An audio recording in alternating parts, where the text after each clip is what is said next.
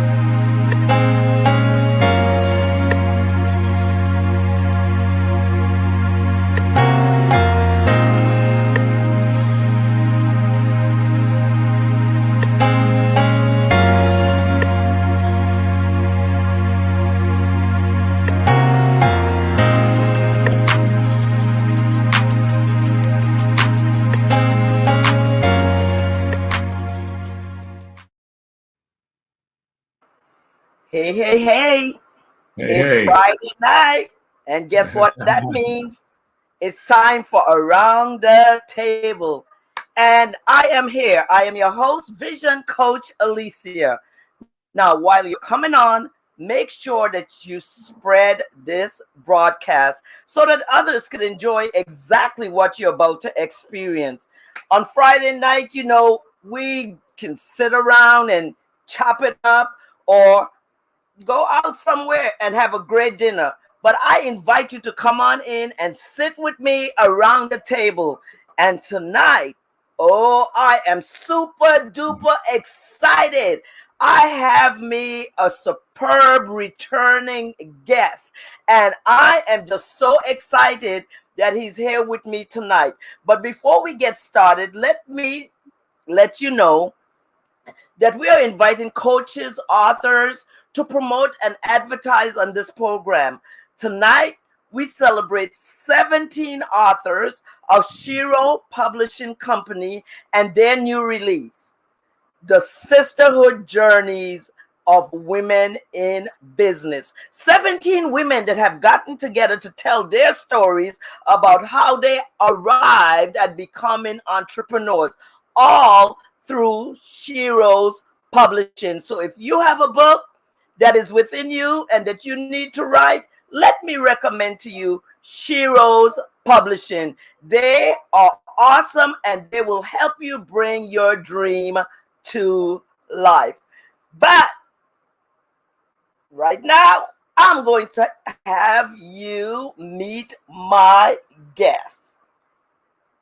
How are you doing tonight? I'm great. How are you? I am super fantastic, super excited because you said yes to be on this broadcast. Listen, ladies and gentlemen, we have with us tonight actor Dohn Norwood. And I am telling you, he is more than just an actor. So we're going to discuss some things with him tonight that is going to enlighten you to exactly who he is. And now you all know on this show, I do not do bios. So I'm going to give him an opportunity and let's see what he wants to tell you about himself. All right. I'm an Indianapolis native, graduate of Morehouse College in UC San Diego. Now a citizen of Los Angeles, California. And, been pursuing my acting career since actually I was a kid. But obviously my professional career didn't begin until I was an adult. Along with that, God has brought me to the ministry. And over the years, I've participated in a lot of philanthropic efforts, such as the Boys to Men Enrichment Program, which is through the nonprofit, the Time Foundation, spelled TYME, Teaching Young Men Excellence, the foundation. Yes. Just a heads up. My 6-year-old is bouncing around the house. So if you hear any kind of singing or things like that in the background, in this day and age, we know we kind of got yes. On, so that's my yes, that's fine. One of these days, he might be sitting right where you are talking to me when I have a cane holding on. So that's okay. Let's give him practice tonight. Listen, the first time I met you and was able to bring you on my show, we were speaking about your book. And I was just so excited because at that time I was just starting out. Do you believe that I have been doing this for a year and 4 months now? And I am telling you, I am just super excited by the people that say yes and come on here, and I'm able to sit down around the table and then just chop it up with them on a Friday night. And I'm so excited. But I just want you to remind my audience before we get into the other factors that we're going to speak about tonight about your book. All right. Yeah, the first book, the more recent book is a daily devotional set across a week for you to reset and keep a journal. Again, going towards the beginning of the year, we have a lot of, things we're aspiring to for the next year. We want to lose weight, want to start that project, things like that. But we also need to make sure that we're growing spiritually. Interesting that you chose, to mention that, tonight you've been around for about 14 months or so. And that's the commitment. Time will go by inevitably. Time waits for no one. So we have to sow that seed, right, in our growth and our spirituality. So we have to pick a time to commit, and it's going to be tough. You don't have to ante up. A lot of times we feel like we got to man up to get ready to. Yes. When God talked to anybody in the Bible, they was never ready. Moses wasn't ready. David wasn't ready. Nobody was ready. So, you just got to walk forward, got to move forward. So let's see, because inevitably time will go by. And you said a couple years would have gone by, 2 years would have gone by, 20 years would have gone by. And you go, wow, if I'd have started that then, where would I be now? So just pick that you're going to study the Bible anew. I had a friend a couple years ago say he's going to read the Bible. That's great. He read it from cover to cover. And that's a nice little intro. We're like people that read the Bible, but studying is even better. So if you can take the time to study, and this devotional gets you there, gets you started to just kind of pray, examine yourself and apply it. Because that's what the Bible is. It's a manual, not for us to kind of look at it and, see what we see in others, but to see things in ourselves and to change things. And that goes back to the first book that I have, times of change and challenge, and that each time we're brought to a challenge, God is asking you to change, right? Paul says, be renewed by the transformation of your mind, right? We have to change the paradigm in which we think to begin things anew. And a lot of times we think about finances, right? Because that's a big one for everybody, and it's a commonality. And think of a story that I believe it was Charles Stanley talked about, a guy who swore up and down. One year he spent up a lot of money and put himself in a lot of debt for Christmas, and swore the following year he wouldn't do the next thing. But of course, the same thing happened again, because there was no new paradigm, there was no new thinking, no new approach, nothing new to execute. He hadn't created a new plan or strategy. And so we have that now. It's still January. It's about to be up already. Time is going by. On. Yes. A whole month in this first year, and still we're all kind of dragging our feet. So pick a time. You don't have to pick a particular day. It has to be this day, the first of the month. If we said at the beginning of the week, choose right now. Because if you're going through any kind of challenges, the only way you're going to get through is to change, to evolve. And so that's what the first book is dealing with. I like that. Yes. Through that challenge by changing. Amen. I had a mentor that left this with me, and I repeat it very, very often to people. Change is not change until you change. There's not going to be any change until you change. So, tonight I am just so excited that you are here, because there's so many factors about making decisions in our lives right now, decisions that count. And I want people to understand we're talking about the 7 mountains. And that is why I chose to bring in the mountain of entertainment. And that is one of the fields that you're in, besides being a pastor. And I need people to understand that you don't have to just be one thing, that God has made us with this remarkable creative ability that we are able to function in different arenas and Mm-hmm. still be the people of God. And so that is just so exciting for me tonight. Listen, please make sure that you share because we're getting ready to get into this and you don't want your friends to miss. I am Vision Coach Alicia, and you are sitting around the table with me tonight on a Friday night where we are about to get into a conversation with my guest, Pastor Dohn, actor, everything. You know, before I jump so far, I want to go back to something that you said that really piqued my interest when you were introducing yourself. Could you go back a little bit and repeat? I think the boys club that you're doing, or the boys. What was it with the Oh boys? yeah, it was a nonprofit I used to be part of before I started ministry. Like I said, I come from an adverse background, right? I grew up in the projects, West Side Indianapolis, and eventually, God would deliver me through various means and through acting and stuff like that. And I was in various programs, the Upward Bound program at Indiana University and things like that. And what it was that there were older people who took the time to invest in young people, expose them to things to enrich them and work on personal development as well as education. And it delivered me. That was my avenue. Some people it's football, basketball, things like that. And God blesses you with various routes. And for me, it was that. And so through acting and through academics, I went to Morehouse, I went to UC San Diego and so forth. And so when he gave me the opportunity along the way, I was also able to participate in philanthropy. So for example, at Morehouse College, I was part of the Upward Bound program there. In fact, I'm working with a young man now, Walter Gilstrap, who was a student there at the time when I was one of the instructors and teachers there. So now, this many years later, he's a grown man, and we're working together, also doing outreach and spiritual growth and things like that. Went on to UC San Diego. I did some outreach work there, and of course here in Los Angeles. And then myself, another actor / teacher, because we're both subbing at the school, John Muir Middle School. I know there's a lot of John Muirs in Los Angeles, but it's the one in South LA off of Vermont.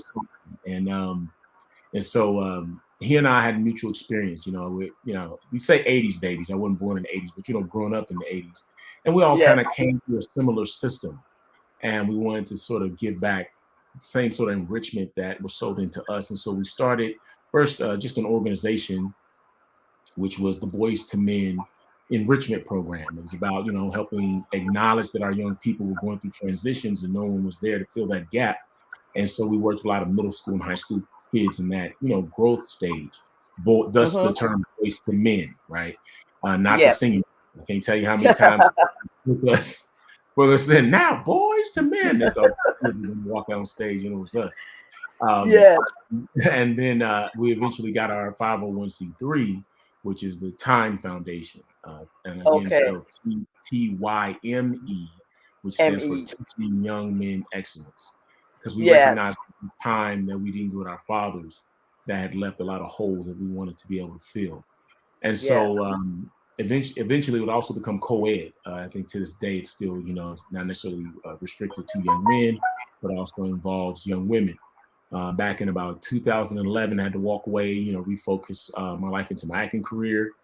And then 2 years after that, I got married to my current wife, First Lady Marlene Norwood, and so on and so forth. So this many years later, I've also, while my acting career blossomed, I also blossomed within ministry and so forth. So here I am. So this is my getting back. And so the philanthropic essence is still there. Obviously, spirituality and coming into God is the number one thing.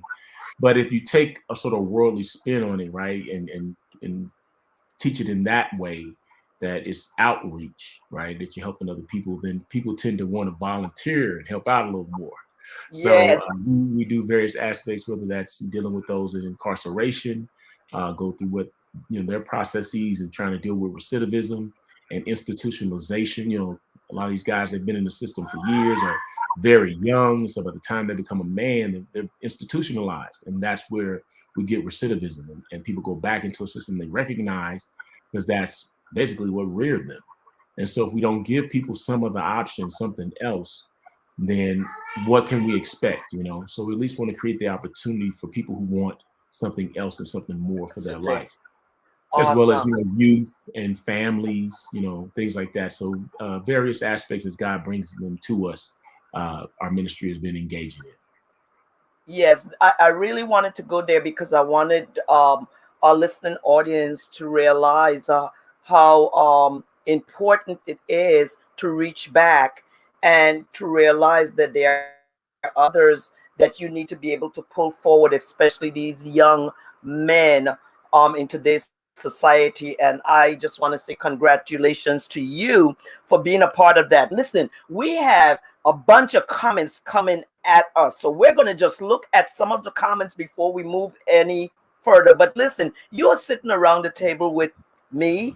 I am Alicia. I am your host of Around the Table. And this evening, we have sitting with us actor Dohn Norwood. And his name is spelled Dohn, not Don. Okay. And you all are going to hear his story.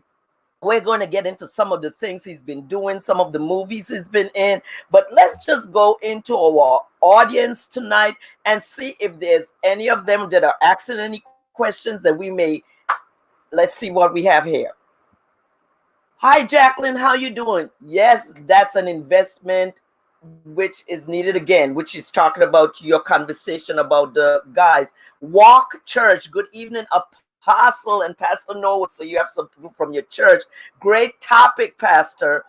Praise God for your leadership. See, there are people who are tuning in to see you because they know who you are and the caliber of who you are. I'm going to put you on blast. Listen, I have had a lot of people since I've been doing this show for 14 months that have come on my shows and I have been excited. Hi, Alexis. There's my sissy, Alexis. Thank you for joining me tonight. Hi, sissy Veronica. How you doing, Apostle? Thank you. And one of the things you all that are listening to me tonight, after this man came on my show for the very first time, one day I got a package in the mail. And the package was huge and long. I had no idea who it came from. And I opened up this package, and there was the ultimate gift of what I needed. It was a green screen. And it was not a $10 green screen. It was not a $20, $30, $40, or $50 green screen. That green screen was over $100, close to $200. I know it. And I am telling you, he blessed me because he said, I know that you're doing well, and I want to make sure that you are equipped to go where you're going. So here I am 14 months later and improving on things because now my niece, I have headsets. She's like, here's some headsets sitting in the office, put them on. I have them on, and it's so much better than when I'm just talking. I feel like I am a professional. Okay. So let's go here. We are discussing that you are an actor. And so if you're an actor, that means that you have had to be in some movies or something. So let's start right here with STARZ, the network STARZ, and the show HIGHTOWN. Who is this actor from HIGHTOWN? Tell us about this show and who you are on this show. I'm super duper excited, you all. And listen, this is no coffee or anything else. This is just excitement because he is on this show. Let's go. Yes, HIGHTOWN is, we just had our second season on STARZ, same network as Power, and some other shows that you may recognize. Can't say all the names because they got some pretty risque material. But on our show, we're dealing with the opioid epidemic and its impact on the community, law enforcement, things like that. And so it's set in Cape Cod. Again, we just finished our second season, soon to start our third. And it's just getting better and better with every season. exciting. The characters are having these great, arches and stories. Each character, even some of what would be normally known as sort of our, co-stars or guest stars, have these great backstories for audiences to follow and relate to.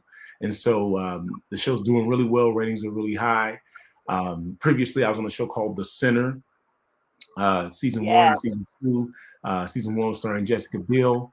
The show's now spun into sort of a detective show starring Bill Pullman.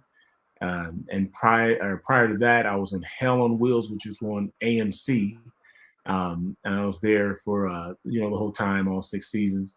And that was a great experience. Everybody, the current crew now, same thing, great experience. It's actually, funny enough, some of the crew on Hightown actually worked with me on The Center. Our DP, our camera operators, and our ADs are actually from The Center and still work on The Center. They shot in Canada this past season. So it's a small world. It's kind of kept a tight circle from all 3 shows, working with various people with pieces from one show going into the next. So it's good to see like a familiar face as you go into a new show, right? Because it's a new start of a new thing and everybody's hoping, the best. And it's kind of like a kid going to college, what I'm saying? Your freshman year, what's to come and all that kind of stuff. So we're doing good. The Center's still doing, rocking. Hell on Wheels finished up. It had its full season, full course. I believe it's now on Netflix, running in syndication. And like I said, currently on Hightown. The show's doing really well. My character had a very adventurous year, to say the least, and definitely will begin some more adventure into this 3rd season. Awesome. Who is your character again on Hightown? Sergeant Alan Santil. Sergeant Alan Santil. The French last name is because he's Haitian, of Haitian descent. So, so to the French names for Black folk, Devereaux, stuff like that sometimes. But we don't hear Santil. So he's of Haitian descent, and so it's a strong Haitian community and Jamaican community up in eastern northern area, Cape Cod and Massachusetts, all that's over there in Connecticut. There's a large, island, population. Yeah. So tell us, what does it take for you to prepare for your character? How do you transform from being Pastor Norwood to go into this character on Hightown? Well, having done your homework and having done other shows kind of helped me. I've played a lot of detectives and cops, things like that. And so luckily, I have friends who are actual officers and some people former military. And I got to talk with them and actually once got to do a ride along and things like that. And, you hear a ton of stories, as well as the fact that when you're on set, we have advisors too, people who are still officers, and they come on to let us know the right way to do certain procedures and things like that. And they all got some stories, because they're dealing with, the public, as much as we hear, a lot of negative things per se about officers, there are also people out there doing their jobs, and they run into some, hair-raising situations. They're the ones we're calling in when we're trying to run out, you know what I'm saying? So, and just dealing with all of that kind of keeps you in the vein. Then number 2, we have great writer, Rebecca Cutter and her team of writers. They're just pumping out some great scripts for us, great storylines and great dialogue. So there's not a lot of pretense in what you're doing. And our sets are great and thorough. So there's nothing to sort of imagine, you're really interacting. You're on the phone, you're on the computer, you're on the, and stuff is really happening. So there's not a lot of pretense in what you're doing, more of just being present and reacting to what's real. And that would be the 3rd thing, it's just that the environment, it's so strong. And then shooting on location and things like that. I can remember one day we were up at Cape Cod and it was freezing, it's supposed to be winter, but not as cold as it was per se. It was like 4 degrees outside and we're shooting. Oh my goodness. And a storm had just finished. So the winds were still strong. And I'm telling you, man, we had to act like, it was like 70, 60 degrees or something, And I mean, it was like I couldn't stop my eyes from watering, my nose from running. It was, literally every time they said take, they would just throw these big heated, blankets over us because it was just frigid, just cold, and the wind was just Wow. blasting us. And so you could hardly, your jaw started to tighten. You know what I mean? You've been in that kind of cold where just your body feels like it's stiffening up. And we must have shot for at least 3 hours, in that kind of environment. So, and all the while pretending it isn't as cold as it is. Wow. So, right. Stuff like that, it kind of, puts you into intensity that you need in the scene. So it's various things. But it's fun. It's fun. And got a great cast and crew. It's always great when you come to work with great people, talented people. And so you're just happy to be on set. And so the energy is always good. Happy workers are always good workers. So yes. Well, let's go here. Someone has a dream that they want to be an actor. You didn't just end up on a set. Right. There's some things that you have had to go through and experience to get where you are. Can you share with us just a little bit of the road to get to be where you are as an actor that you took? Oh, absolutely. Well, everyone's journey is going to be different. I know people who decided very late in life to be an actor, people who were like me, who were like career actors, your whole life you knew what you wanted to do. And then people who just kind of got exposed to it a little bit, decided they liked it and jumped off in it. I won't say got lucky, but their path, they found their path. So just know that each person's story and journey is going to be different. But I will say this, because of the type of environment and industry that it is, that you have to decide what it is for you, because it's going to make certain demands. It's a job. I know it seems like it's super fun and everything's really sort of liked, but it's a job, and you have to carry yourself in a professional manner, and you have to do things a certain way. There are demands of it. And so you have to decide what kind of actor you're going to be. I myself am a classically trained actor, so I've entered into this very traditionally. I know here in Los Angeles, a lot of times people kind of think you take a few classes, you kind of do work background, and you eventually become an actor. And that may be, sort of the process locally for people who kind of want to dive into it. But you need to decide, are you the type of person who's in this just to walk the red carpet, and to be seen? Or are you doing this because this is what you do? I used to tell people, Stevie Wonder makes music, and Michael Jordan plays basketball. I'm an actor. This is what I do. I couldn't be, sit in a cubicle somewhere. I couldn't be, lifting something, and that's not to knock anybody's job. You're doing what you're doing. And there's several fields to be into, whether it's a job or career. But for me, like I said, all my life, I've known what I wanted to do, and I've been heading in that direction. And so for me, the climb could be a little tough, because you're working with a certain level of integrity, because you're not willing to do whatever or whenever to get there, while others are just going to do whatever to be famous. And fame is one of those things it's part of this business. It's inevitable, because that's the business leverage of being in this industry, and the only way you're going to make any kind of real money. If people don't know you can't charge for nothing. So the way it works is you unfortunately at some point have to kind of surrender over to fame. And there's actors like, say, Robert De Niro or Jeffrey Wright, who kind of stay out of the limelight because they really don't want it, but they know they need it to keep their career going. So they do just enough interviews and just enough public appearances to kind of keep their name out there and to market, their brand, but they really kind of don't want to be there. So, because they just hate it. It's not part of who they are. And so, and other people eat that up, like a sponge, cameras, lights, dress up, everybody looking at you. And, it can be fun, but also can get old and fast, and you become wearing. And it's something you have to maintain, because the image you present is the one people's going to know you as. And you can ask a ton of artists, or you can see them, complain all the time that, the second they change or evolve or decide to do something new, the audience doesn't like that, because they see them this way. Oh, you're a funny person. You can only do comedies. You're trying to do a drama now. And it's like, well, yeah. And then people who are musicians who segue into acting, and vice versa. There were some people who were models and become actors, but the reality is they were an actor the whole time, say like a Mos Def, right? He actually got into rapping just a sort of a side thing, but it wound up delivering him into the very thing. He's always been an actor. But, actually rapping was sort of a side thing for him, but it eventually got him to where he's going and made him, famous and brought it.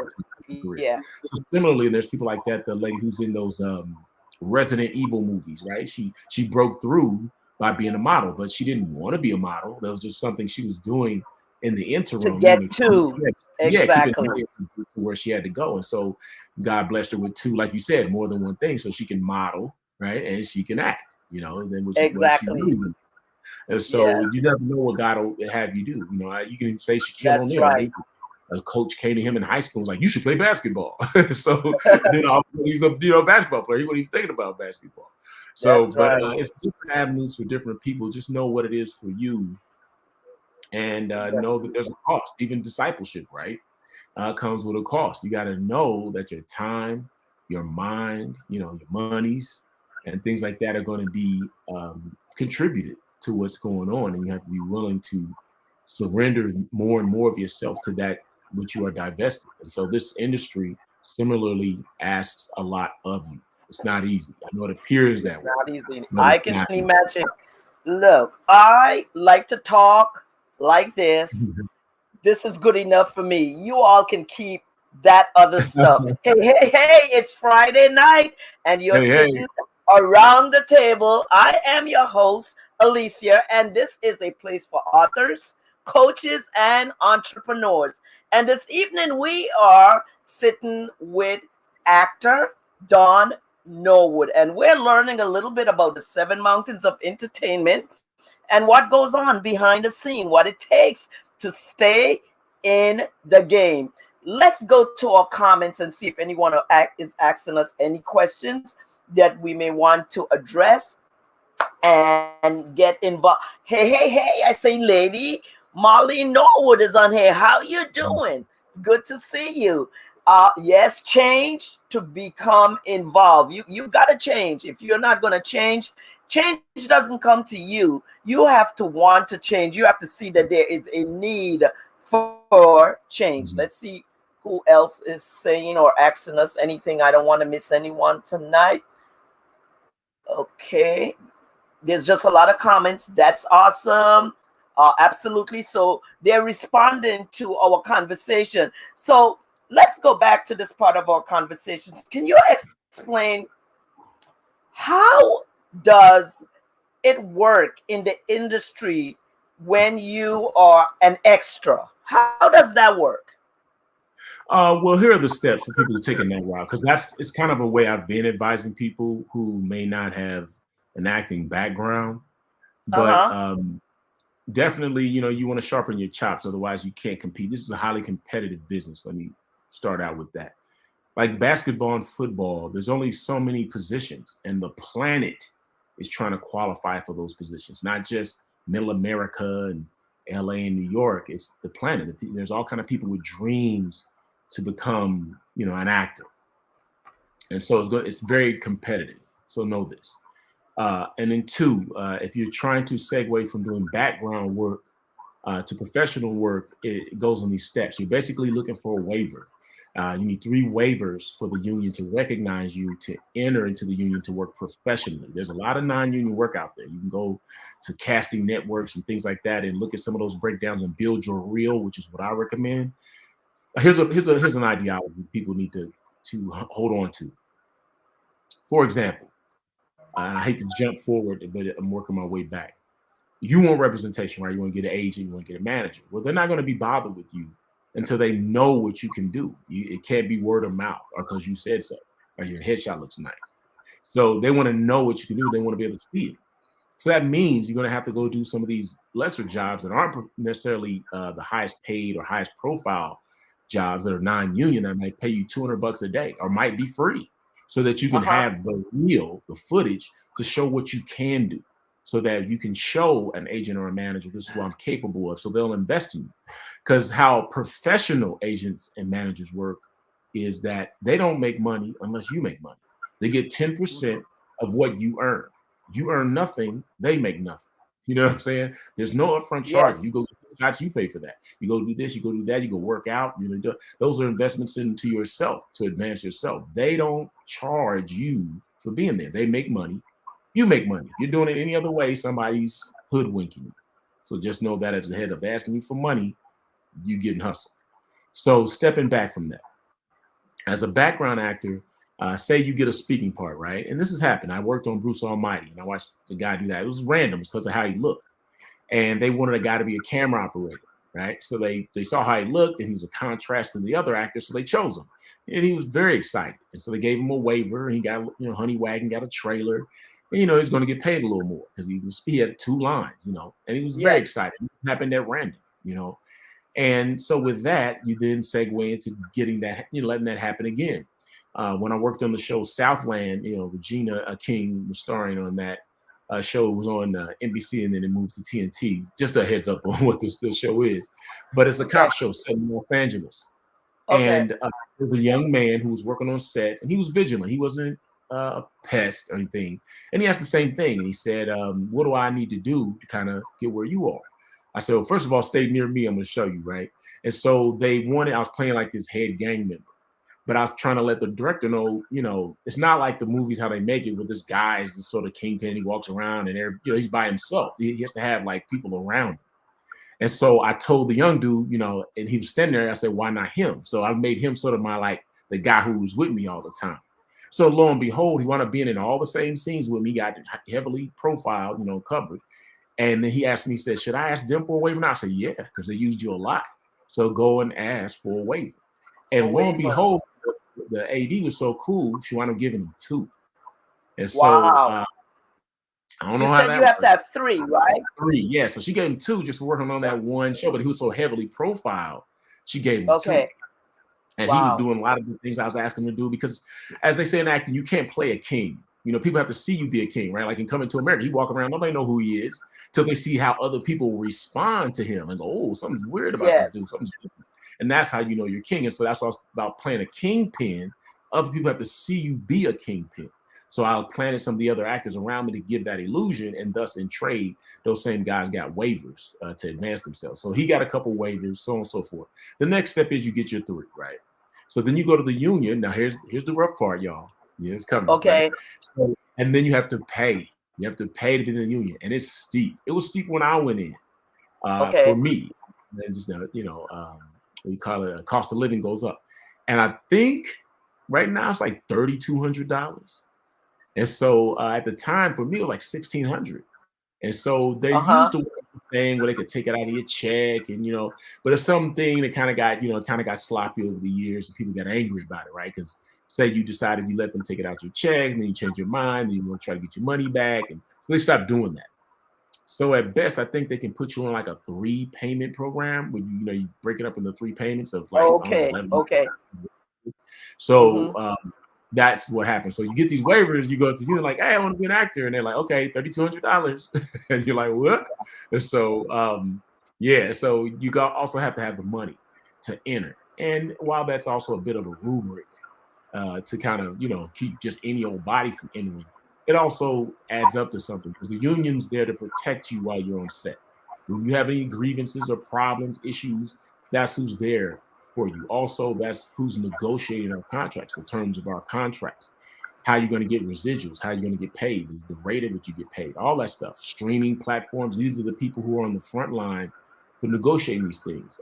An actor friend of mine, Joseph Melendez, who was in New York, is one of those frontline actors who's very busy and vigilant in the union. He sits at those tables and negotiates with producers the terms and things like that, how much actors get paid, and what the portions of the syndication and residuals that you get, and all that kind of stuff. And so it depends on how deep you want to get in this thing. So he's a professional actor. He's working with the union, because he's very, involved. He's one of these people. He doesn't want other people side for him. So he's standing at the forefront when it comes to everything, So, Joseph is not playing. So a lot of times when I want real answers, I don't call the union, I call Joseph. Like, what's going on? What's the new terms for this? He know everything. He's just one of those people very vigilant. You know what I'm saying? So so shout out to Joseph Melendez out in New York. But shout out. But same thing. So, but that's how you get it. I know it's a long version, but that's how you get in there. Yeah.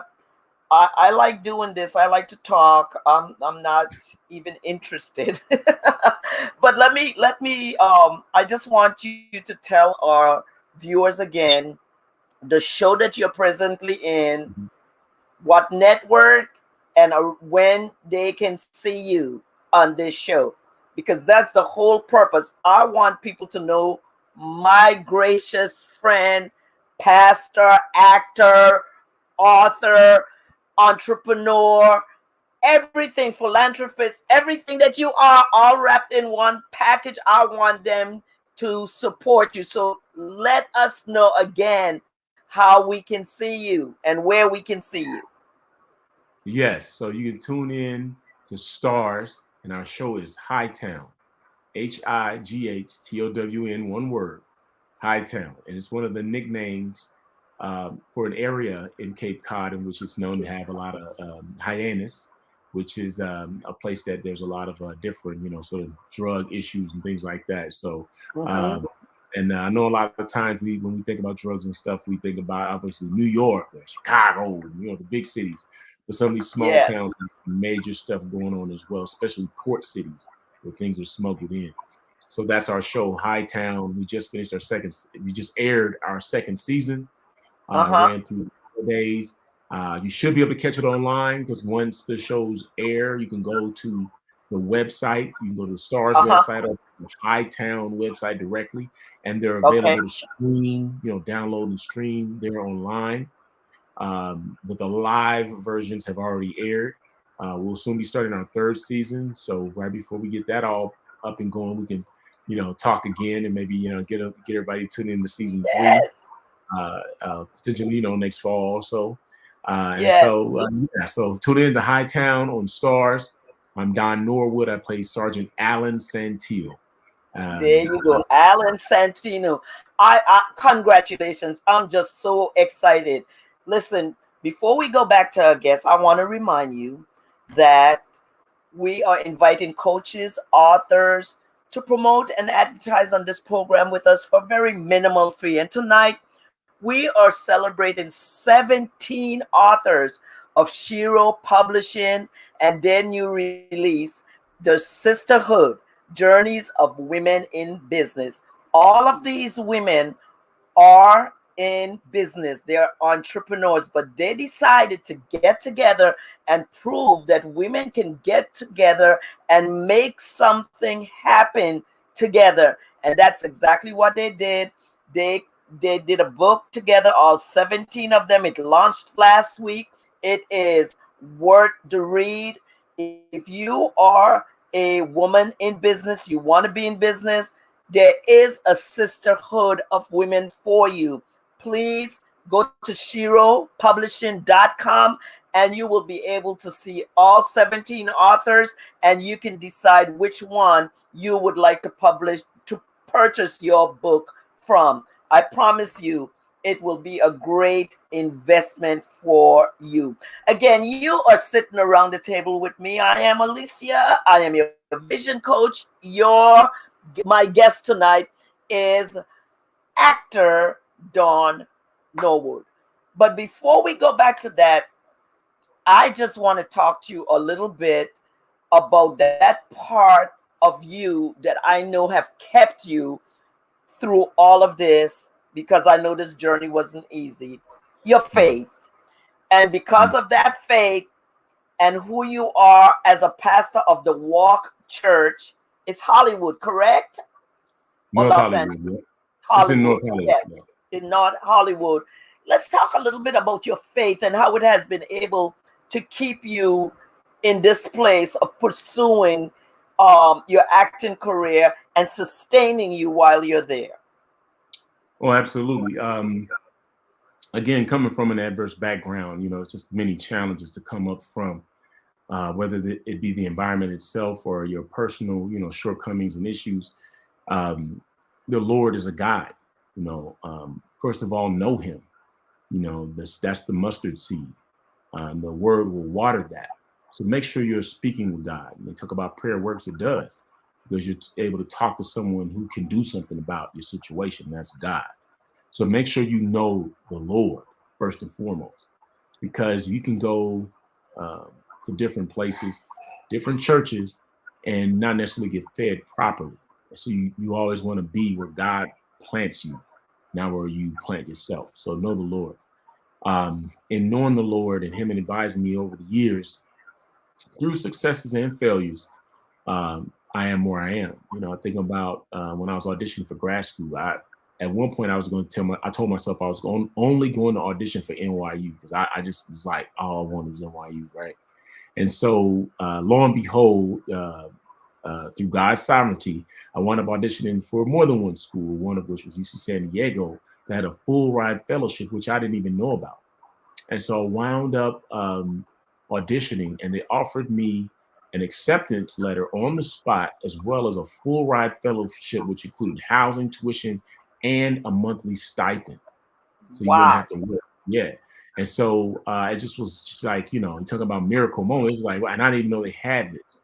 And so now they offer to all their students, you know, like competing for it. Now, if you're accepted, you know, UC San Diego, everyone receives a fellowship. So shout out to UC San Diego. That's awesome. Yes.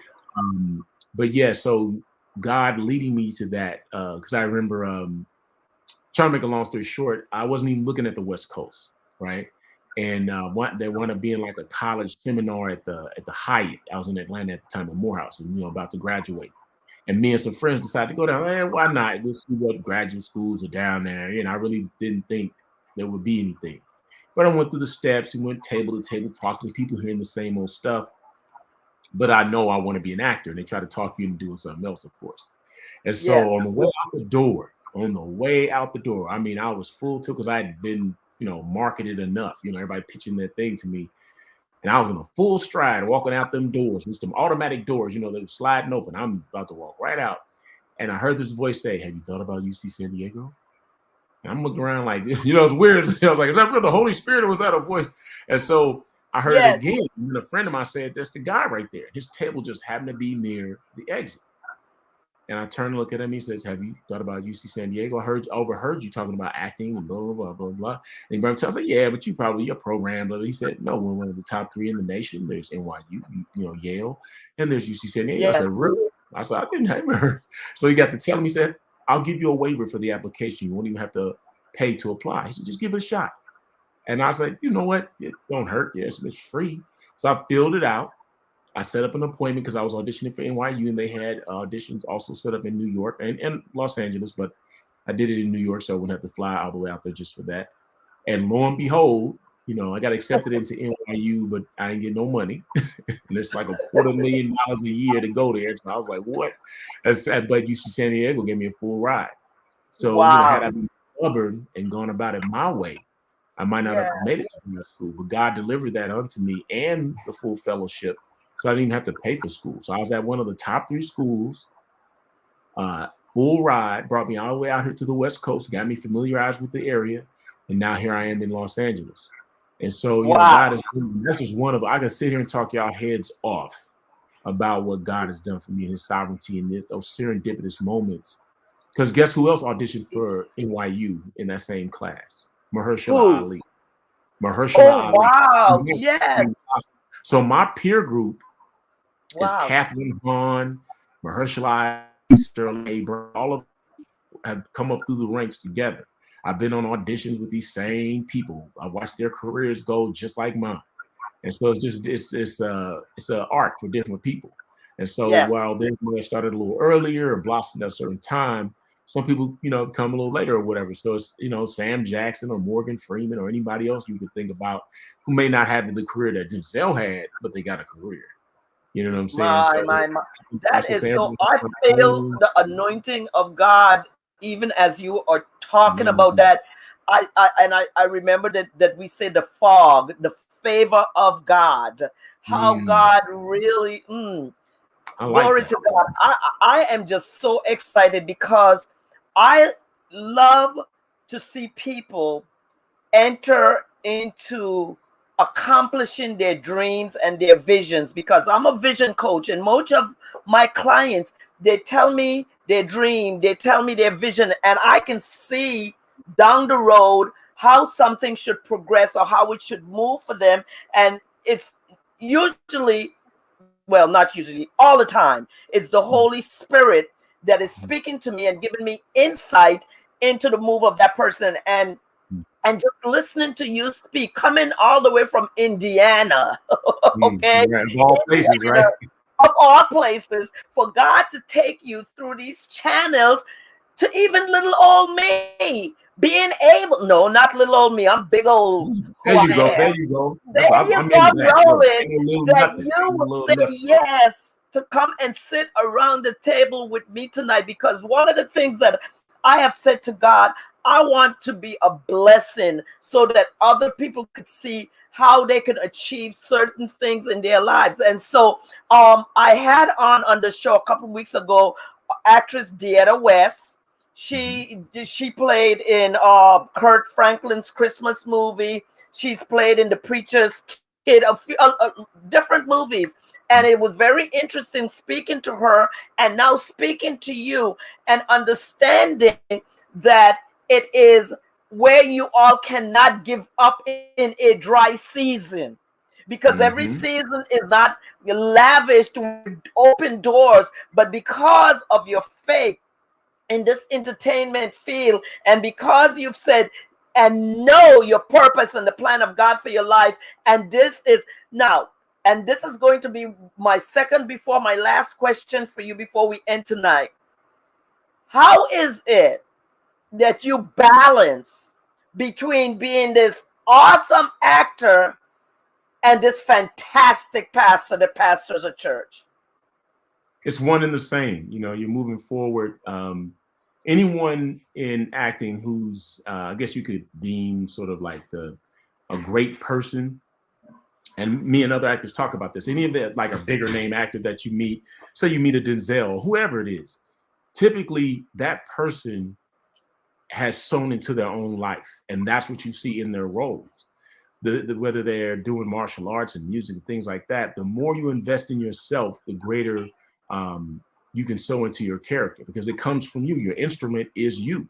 So if you're not doing anything, you're not reading, you're not writing, you're not investing in yourself anyway, there's nothing to portray. Some like I said, some actors also stand-up comedians, and while, like I said, comedy might not have been their thing, it feeds them in a way that allows them to come to set and perform above and beyond.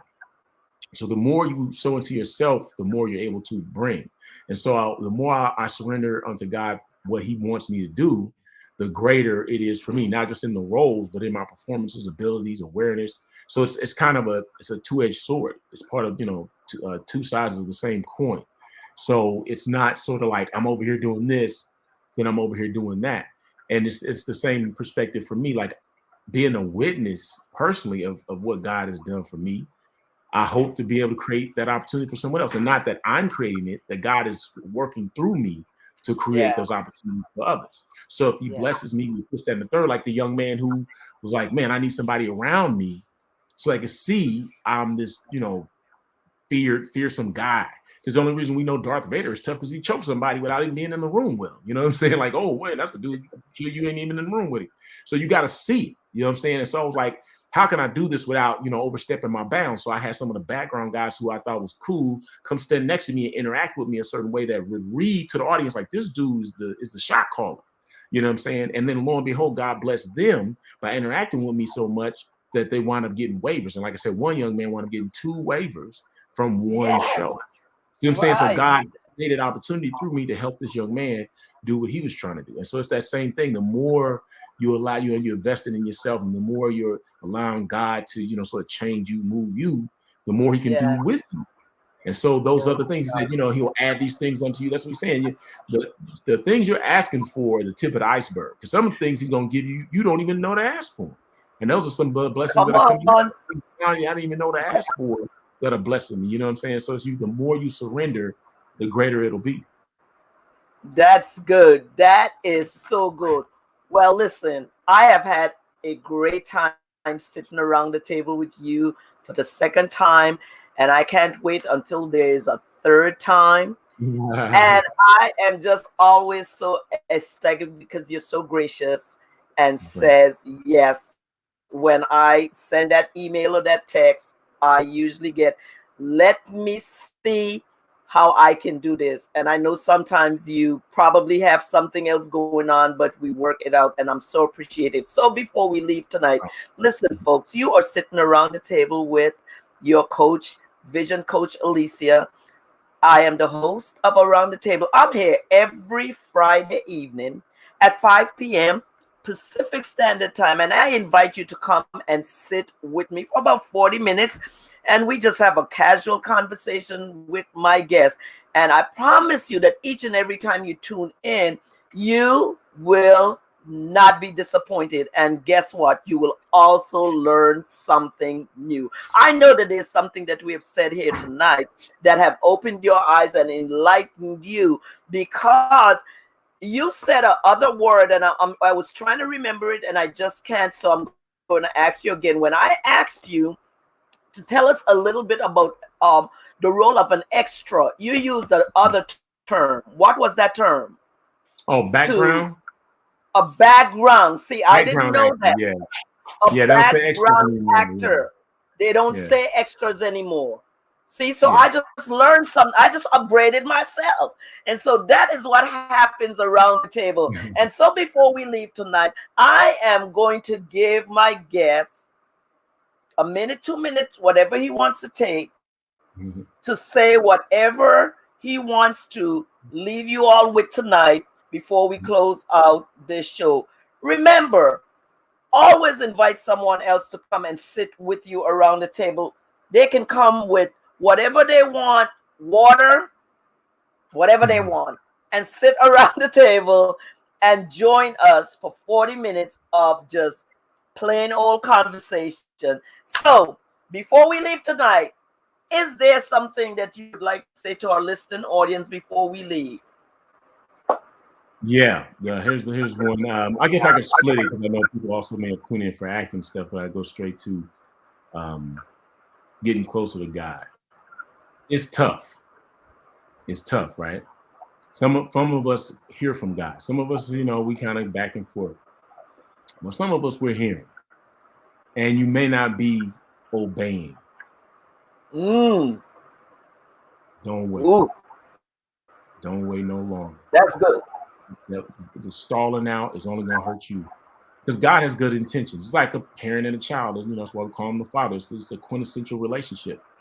The parent is just animately and vigilantly talking with the child. Do this, don't do that. Do this, don't do that. And the child is just resisting. They don't know any better, first of all.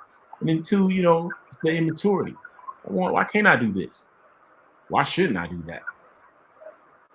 Remove that childishness and be obedient.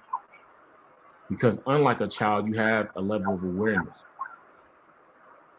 Delay no more. As we just said, she looks up, 14 months later, her show is growing, right? Got her earphones going, she got a green screen, popping things just keep growing. You'll wish it started a long time ago. So you go, wow, what more could I have accomplished? What more could God have done through me if I had surrendered sooner? Come on. Don't be scared. He's not going, I know you think he's going to stick you in the middle of Africa somewhere with a bunch of flies and, some situation you don't want to be bothered with, right? He knows what you're capable of. Yes. And here's the other side of it. The Bible says that, he'll never put more on you than you can handle. Well, that's blessings and burdens. That blessing you keep bragging to everybody about. God said, I'm going to be a millionaire. Maybe. Oh my goodness. Because that's the other side. If you don't do what you're supposed to do, how can he hand it to you? You haven't worked out the ability to manage the money. Why would he give a gun to a child? So why would he give $1 million to somebody who can't manage a few $100? You got to start learning how to manage finances now, not after he gives it to you. You got to start business management and all this. You got to start that now. You don't have to get a degree. You can go take a class so you understand business management. You could take an online entrepreneurship class. Well, I don't have time for that. Go on YouTube and start finding yourself. Get you a composition book, start taking notes. Wait no more. Because if 2020 didn't teach us nothing, ain't none of us got to be here tomorrow. He'll come get anybody. You don't want to listen? All right, let's go. Delay no more. Delay no more. Don't delay. I love that. Guilt, shame, obligation. Come step forward. And you ain't got to make up for lost time. That's another big one people get caught up in. Well, then I got to, because I did all this other stuff. The second you turn and walk the other way, it's new ground. You ain't got to dig yourself up out no hole. You ain't got to lay new road. The second you turn around, start walking the other way, it's a new path. The first step. And every new step in that direction. Delay no more. Delay no more. I love that. Yeah. Delay no more. Listen, you have been sitting with actor Dohn Norwood around the table, and I am just so excited that we took the time to spend these last 45 minutes with you, because God is saying to each and every one of you right now, delay no more. Get to step into whatever it is, that vision that he's given you for yourself. Right. Come on. Or you're a dream catcher, catch the dream and move with your dream. There's always someone waiting to help you if you are committed to the process of what it's going to take to maintain. You know, I just thought about, there have been, in the 14 months that I have been doing this show, a few times that my guests didn't show up. And I could say, oh, I'm not doing the show. I would find something else to do, sit down here and talk about. One night, I was so tired, I just ran my t-shirts across the screen for 40 minutes. Seriously, because they didn't show up didn't mean that the show does not go on. Yeah. I remember one night, my guest didn't show up. Listen, I remembered I'm an author. I pulled out 3 of my 5 books. I talked about my books. So what I'm saying is, you have to really believe in your dream and believe in yourself, because I've envisioned this before I started doing it. And you said I trained to be an actor way back then. It didn't just happen now. And that's what I want you to understand tonight. That it's like, you know, I always remember that the first 3 letters of my name is A-L-I. You know what that means. I'm like Muhammad Ali. Ali, yeah. Ali, yes, Ali. Alicia Ali. And so whenever I get into that pinch of feeling like it's not, I always remember what he did and what it took for him to get to where he is. And I have the first 3 letters in my name of his name. And so we always have to find something that's going to push us to that next place. You also mentioned Morehouse. You stood on the backs of others, you know, and so those are the things that we have to remember. So what I'm saying to you today, do not give up on your vision. Do not give up on your dream. Your vision is not anyone else's responsibility. Your dream is not anyone else's.